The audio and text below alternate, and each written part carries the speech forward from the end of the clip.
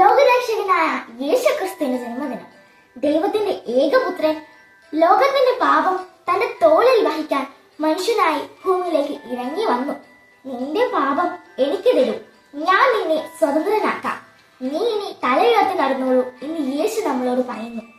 Christmas സമാധാനത്തിന്റെ ആഘോഷമാണ്. ഹൃദയത്തിൽ ദൈവം ഉണ്ടായിരിക്കണം, ദൈവവിചാരം ഉണ്ടായിരിക്കണം. ദൈവവിചാരം മുഖ്യ വിചാരമായിരിക്കണം. യേശു ജനിച്ചപ്പോൾ മാലാഖമാർ പാടിയ പാട്ടെന്താണെന്ന് നിങ്ങൾക്കറിയില്ലേ? അത്യുന്നതങ്ങളിൽ ദൈവത്തിന് മഹത്വം, ഭൂമിയിൽ ദൈവകൃപ ലഭിച്ചവർക്ക് സമാധാനം. ആംഗലേയ കവി അലക്സാണ്ടർ പോപ്പ് പറഞ്ഞത് നമ്മുടെ ഹൃദയങ്ങളെ കുറിച്ചു വെക്കാം. 1000 പുൽക്കൂട്ടിൽ ഉണ്ണി പിറന്നാലും എന്റെ ഹൃദയത്തിൽ ഉണ്ണി പിറന്നില്ലെങ്കിൽ എനിക്ക് എന്ത് പ്രയോജനം? നമ്മുടെ ഹൃദയങ്ങളെ ഒരുക്കാം ഉണ്ണീശോയ്ക്ക് വന്ന് പിറക്കാനായി. Merry Christmas.